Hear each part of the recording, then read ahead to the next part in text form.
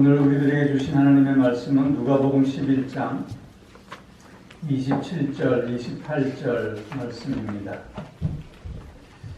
이 말씀을 하실 때 우리 중에서 한 여자가 음성을 높여 이르되 당신을 뵌 태와 당신을 먹인 젖이 복이 있나이다 하니 예수께서 이르시되 오히려 하나님의 말씀을 듣고 지키는 자가 복이 있느니라 하시니라. 아멘. 오늘 이 말씀을 의지해서 열매가 풍성한 삶이라는 제목으로 말씀을 드립니다. 누가복음 13장에서 보면 과수원에 포도원에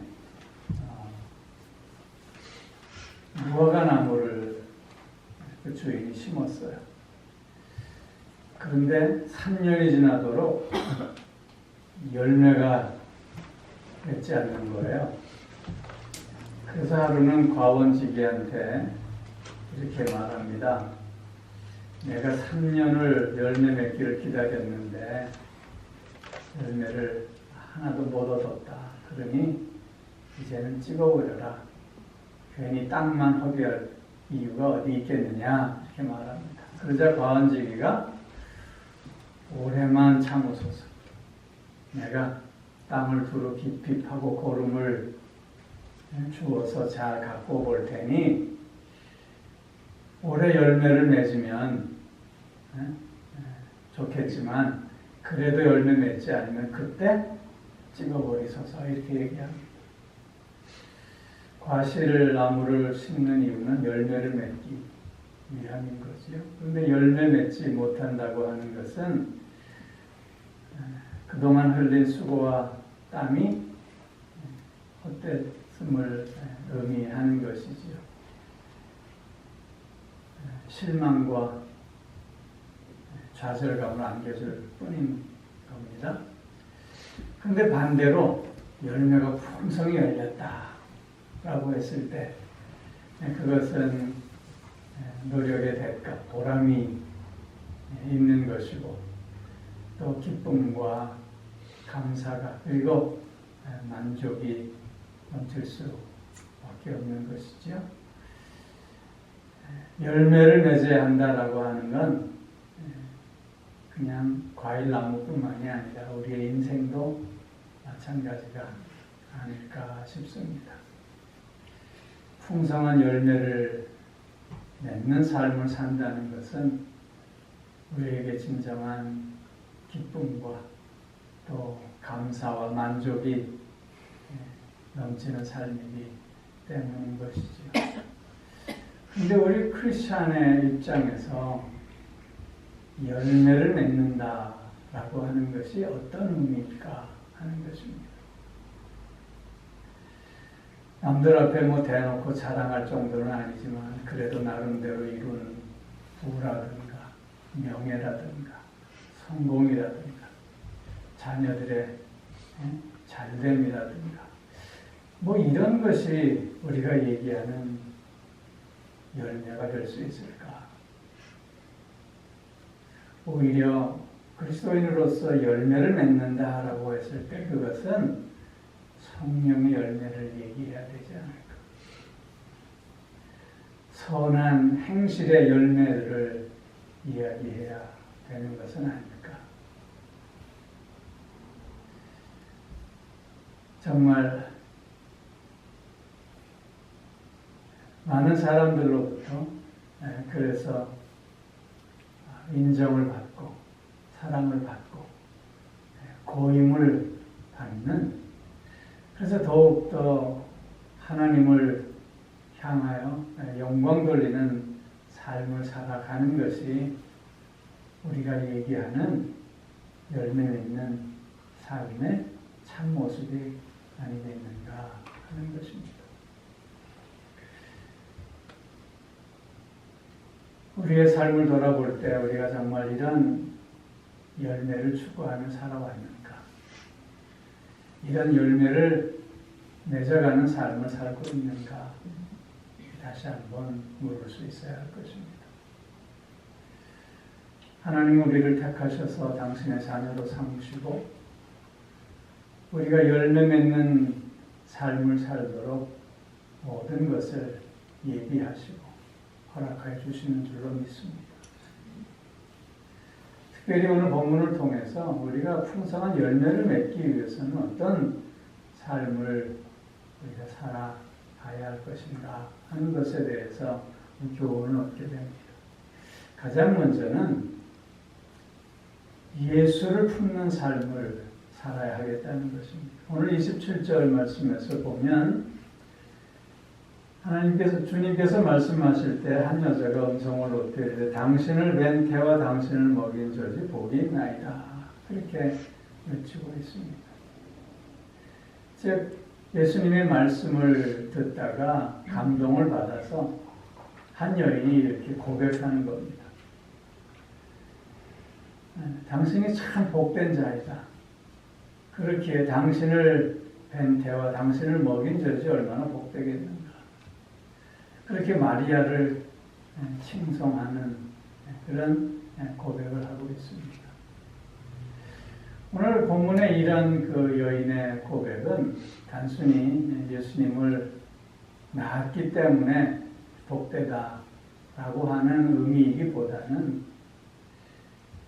예수님을 늘 평생토록 가슴에 품고 살았던 마리아이기 때문에 이렇게 칭송을 받는 것이 아닐까 합니다.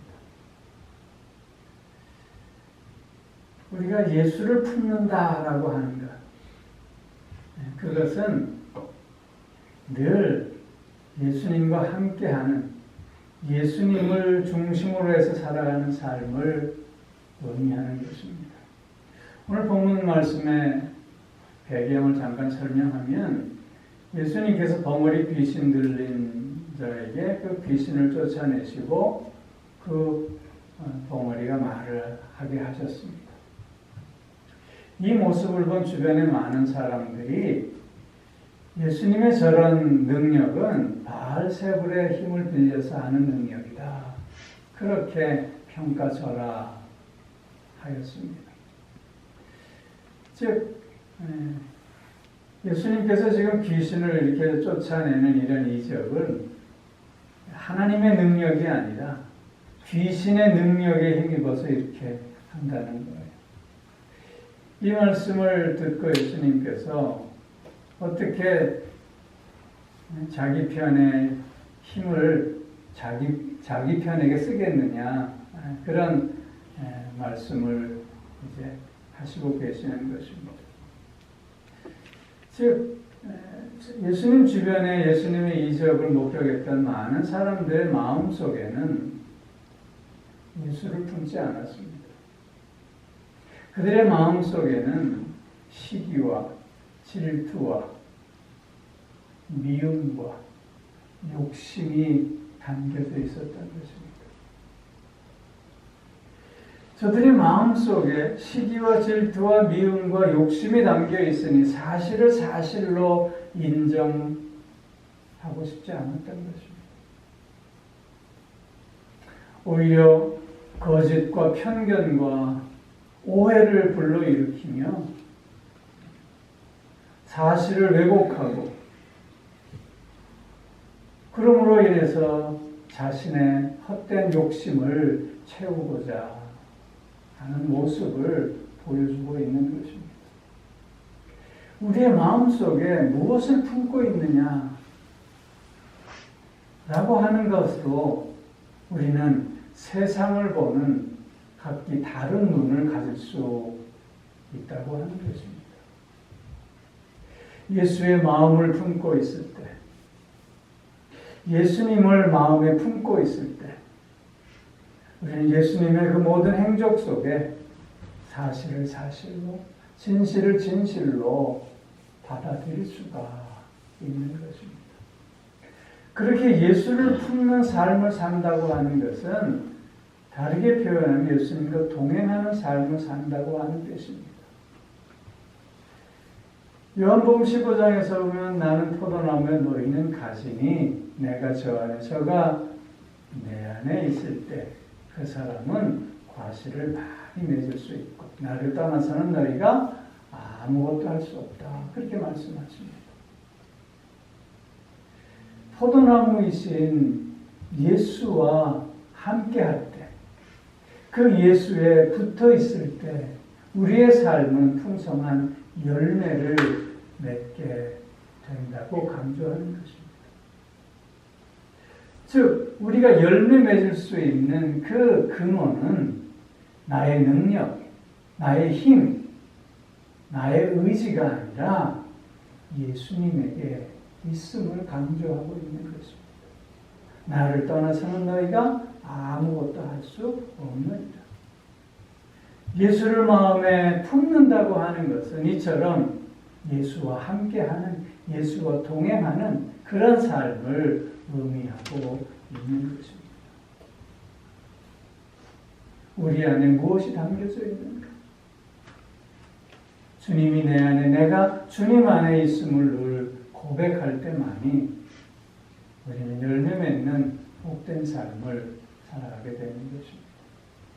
뿐만 아니라 예수를 품는다라고 하는 것은 예수의 마음을 갖는다고 하는 것이죠. 너희는 이 마음을 품으라. 곧 그리스도 예수의 마음이니. 빌립보서 2장 5절이야 이렇게 말씀하잖아요. 뿐만 아니라 마태복음 11장 28절 이하에서 보면 수고하고 무거운 짐진 자들아 다 내게로 오라. 내가 너희를 쉬게 하리라. 나는 마음이 온유하고 겸손하니 너희는 내 멍에를 메고 와서 내게 배우라. 그리하면 내가 너희에게 쉼을 주리라. 내 멍에는 쉽고 내 짐은 가볍기 때문이다. 그렇게 말씀하시잖아요. 예수님의 마음, 그 마음은 온유와 겸손과 그리고 사랑이셨습니다. 그 마음을 가지고 우리가 살아갈 때 풍성한 열매를 맺을 수 있는 삶을 살 수 있다고 하는 것이죠. 예수를 품는 삶, 예수 안에 있는 삶, 예수와 함께하는 삶, 예수님의 마음을 가지고 살아가려고 하는 그 삶에 하나님의 복이 충만히 임하게 될 줄로 믿습니다. 또 하나는 우리가 풍성한 열매를 맺기 위해서는 말씀을 듣는 삶을 살아야 한다는 것입니다. 예수님께서 이 말씀을 하시고 네 말이 맞다. 그러나 더 중요한 것이 있다. 그것은 하나님의 말씀을 듣는 자다. 이렇게 말씀하고 있습니다. 믿음은 어디에서 나요? 들음에서 납니다. 들음은 하나님의 그리스도의 말씀인 것이죠. 우리가 듣는다라고 하는 것은 우리의 믿음의 근원을 얘기하고 있는 것입니다. 듣지 않고는 우리가 믿음을 가질 수 없다고 하는 것입니다. 우리는 늘 말씀을 듣는 자가 되어야 합니다. 그런데 말씀을 듣는 자가 될 때 어떤 자세로 그 말씀을 듣고자 하느냐라고 하는 것이죠. 예수님께서 늘 말씀하셨어요. 귀 있는 자는 들을지어다. 귀 없는 자가 어디 있겠어요? 그러나 예수님께서 귀 있는 자는 들을지어다 라고 했을 때 그 의미는 듣고자 하는 자만이 이 말씀이 들려질 수 있다고 하는 걸 강조하고 있는 거예요. 즉 겸손함으로 그 말씀을 듣고자 하는 것. 또한 그 간절함으로 그 진실함으로 그 말씀을 듣고자 하느냐. 그렇게 주님은 묻고 계시는 것입니다. 겸손함과 간절함으로 주님의 말씀을 듣고자 할 때 거기에 깨달음을 얻을 수 있습니다. 거기에서 우리는 배움을 얻을 수 있는 것입니다. 말씀을 들음으로 말미암아 우리가 깨달음을 얻고 배움을 얻는다고 하는 것은 새로운 세상을 맛본다고 하는 뜻입니다. 여러분, 마가의 다락방에 숨어있던 예수님의 제자들이 성령의 충만함을 받은 후에 큰 깨달음을 얻었습니다. 주님께서 제자들에게 가르쳐줬던 모든 말씀들이 새로운 깨달음으로, 새로운 배움으로 제자들에게 다가왔습니다. 그런 제자들이 어떤 삶을 살았습니까? 이전과는 전혀 다른 새로운 세상을 살고 있는 모습을 우리는 사도행전에서 확인해 볼 수 있습니다. 숨어있던 저들이 이제는 세상을 향해 박차고 나아가고 있습니다. 깨달음이라고 하는 것은 바로 이런 새로운 세상을 살게 하고 새로운 세상을 맛보게 하는 힘이 되는 것입니다. 배움이라고 하는 것은 다르게 얘기하면 나 자신의 삶을 살게 하는 것입니다.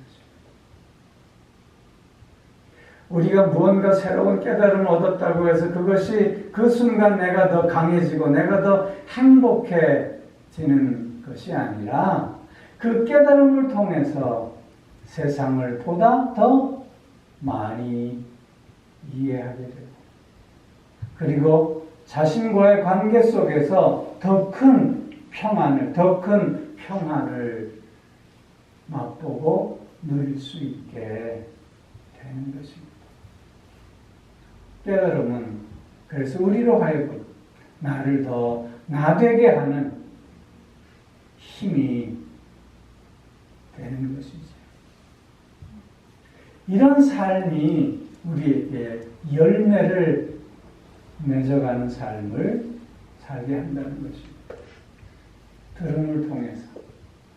들음을 통해서 우리는 믿음을 더해갈 수 있으며 들음을 통해서 깨닫고 배움을 통해 지혜를 얻고 삶의 변화를 맛볼 수 있습니다.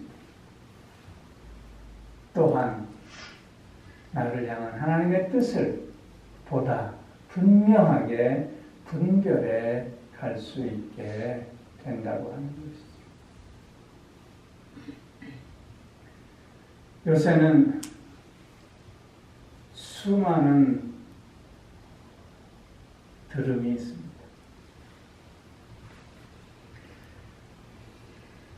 어떤 때는 듣기 싫어도 들려오는 들음들이 있습니다. 그 모든 것을 우리는 다 담아낼 수 없잖아요. 내가 마음을 쏟는 그것만 우리의 마음 속에 담길 수 있습니다. 말씀에 갈급함이 필요합니다. 하나님의 진리의 말씀을 더 듣고자 하는 간절함이 우리에게 요구되어집니다. 주여 말씀하옵소서 당신의 종이 듣겠나이다 라고 하는 겸손한 엎드림이 우리에게 요구되어지고 있는 것입니다.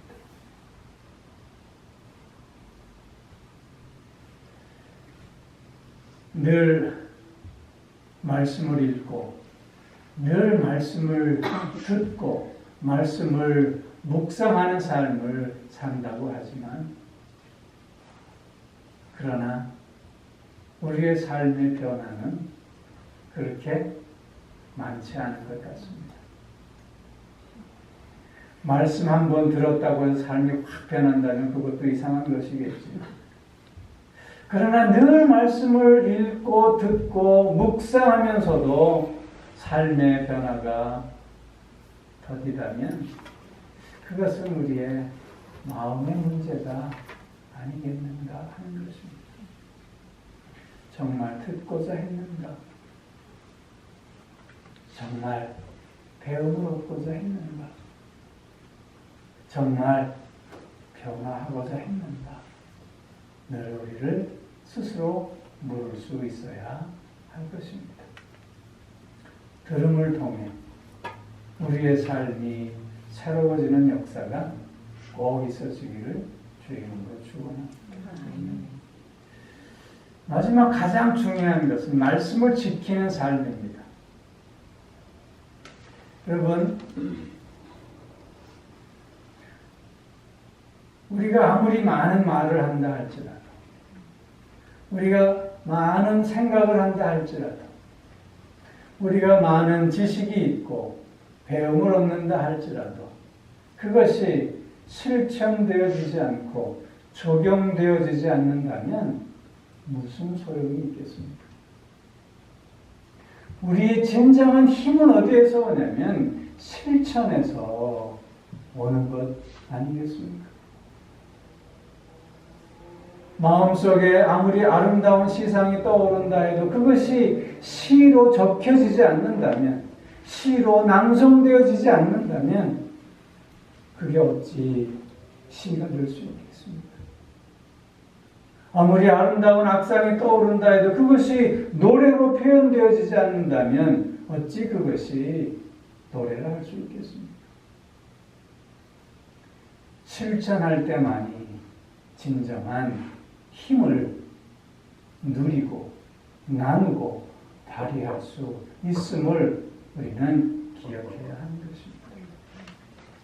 주님의 말씀을 듣고 지키는 것은 하나님을 내가 사랑한다고 하는 증거입니다. 너희가 나를 사랑하면 나의 계명을 지키리니 그랬습니다.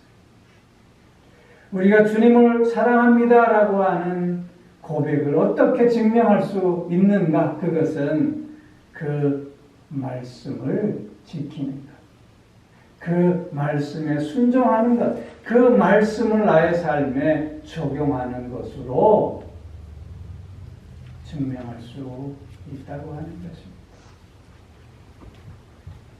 우리의 행동으로 주님을 사랑한다고 하는 그 사랑의 고백을 보다 더 구체적으로 할 수 있기를 바랍니다.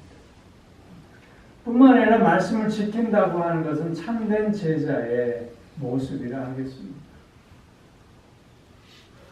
너희가 내 말에 거하면 나의 참 제자가 되고 너희가 진리를 알지니 진리가 너희를 자유케 하리라 그랬습니다. 참 제자가 된다고 하는 것은 말씀대로 사는 것을 의미하는 것입니다.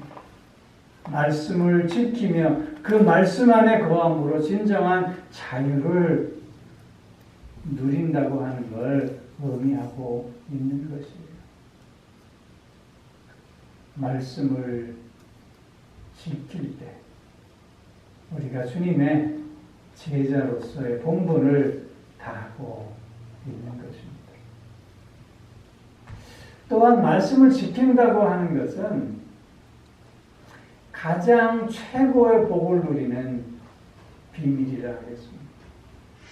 그럼 신명기 28장 말씀을 보면 하나님께서 이스라엘 백성들에게 너희가 내 계명을 지키면 이러이러한 복을 허락하시겠다 약속하시는 말씀입니다. 신명기 28장 말씀을 쭉 읽어 내려가면 정말 이것보다 더한 복이 없어요. 너희가 들어가도 복을 받고 나가도 복을 받으리라. 너희가 들에서도 복을 받고 집에서도 복을 받으리라. 너희 대적이 한 길로 쳐들어왔다가 어떻게 도망간다고? 7길로 도망가리라.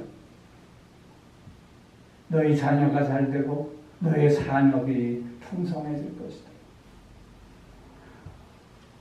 하나님께서 말로 다 할 수 없는 복을 약속해 주시는데 그 약속된 복을 받는 비결, 그것이 곧 말씀을 지키는 삶이라고 하는 거예요.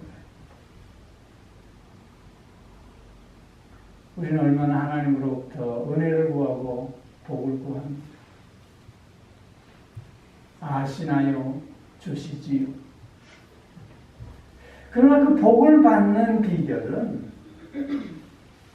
말씀대로 순종하는 삶이라고 하는 걸 우리는 늘 잊지 않아야 할 것입니다. 말씀을 지키는 삶을 살 때 우리는 견고해질 수 있습니다. 흔들리지 않을 수 있습니다. 강하고 담대해질 수 있습니다. 한 병약한 환자가 있었는데 자기 집을 이렇게 출입하려고 하면 그 입구 쪽에 큰 돌덩이 바위 같은 게 하나 있어서 그 출입하기가 매우 불편했다고 해요. 그래서 하나님께 기도했대요. 하나님 저 바위를 좀 치워주세요. 그랬더니 하루는 꿈속에서 하나님이 나타나서는 말씀하시기를 얘야 저 바위를 매일 밀어라. 그래서 그 다음날부터 바위를 밀기 시작해요. 하루도 빠짐없이. 그렇게 약 8개월이 지났어요. 그런데 자를 가지고 재보니까 1mm도 움직여지지 않는 거예요. 그래서 마음속에 투정이 생겼어요. 아니, 바위를 밀려고 해서 열심히 밀었더니 전혀 변화가 없다. 그날 밤에 하나님께서 또 꿈에 나타나셨어요. 말씀하시기를 얘야 내가 바위를 밀라 그랬지 옮기라 그랬냐? 가서 거울을 한번 봐라. 그러더래요. 그래서 거울을 봤더니 웬 낯선 보디빌더가 하나 있더래요. 건강해진 거야. 여러분